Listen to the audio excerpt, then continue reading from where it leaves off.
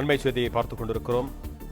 சென்னை கிண்டி அரசு மருத்துவமனையில் மருத்துவர் பாலாஜி நேற்று கத்தியால் குத்தப்பட்டதை கண்டித்து மருத்துவர்கள் பணி புறக்கணிப்பு போராட்டத்தில் ஈடுபட்டிருக்கிறார்கள்.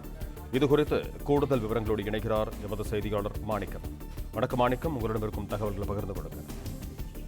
சென்னை கிண்டி கலைஞர் நூற்றாண்டு உயர் சிறப்பு மருத்துவமனையில புற்றுநோய் மருத்துவராக பணியாற்றக்கூடிய பாலாஜி என்பவர் நேற்று அவருடைய சிகிச்சை அளித்த தாயினுடைய மகன் கத்தியால் குத்திய சம்பவத்தை தொடர்ந்து மருத்துவருடைய பாதுகாப்பை வலியுறுத்தி மருத்துவ சங்கம் இன்றைய தினம் கண்டன ஆர்ப்பாட்டம் செய்ய இருக்கின்றன. இந்த சூழல்ல இந்த மருத்துவமனையில இன்றைய தினம் ஓபி, அதாவது பொது சிகிச்சைக்கான அந்த ஓபி பிரிவானது காலையில் பார்ப்பதற்கான அந்த ஓபி சீட் ஆனது விநியோகிக்கப்பட்டிருந்தது. அதனைத் தொடர்ந்து இந்த ஓபி, அதாவது வெளியில் தரக்கூடிய புறநோயாளிகளுக்கான சிகிச்சை வழங்கக்கூடிய அந்த பிரிவுல சிகிச்சைக்காக நோயாளிகள் காத்திருந்தாங்க. இந்த நேரத்துல மருத்துவருடைய போராட்டத்தின் காரணமாக புறநோயாளிகள் சிகிச்சைக்கானது இன்றைய தினம் ரத்து செய்யப்படுவதாகவும் மற்ற சிகிச்சைகள் மட்டுமே பார்க்கப்படும் என ஓபி என்ன சொல்லக்கூடிய அந்த புறநோயாளி சிகிச்சைக்காக வரிசையில் காத்திருந்த, அது நீண்ட நேரம் காத்திருந்த அந்த நோயாளிகள் மீண்டும் அவர்கள் திருப்பி அனுப்பப்பட்டார்கள். அந்த அனுப்பப்பட்ட நேரத்தில் அந்த சிகிச்சைக்காக காத்திருந்த மூதாட்டி ஒருவர் அந்த இடத்திலிருந்து வெளியே செல்லும் பொழுது மயக்கமடைந்து கீழே விழுந்திருக்கிறார்.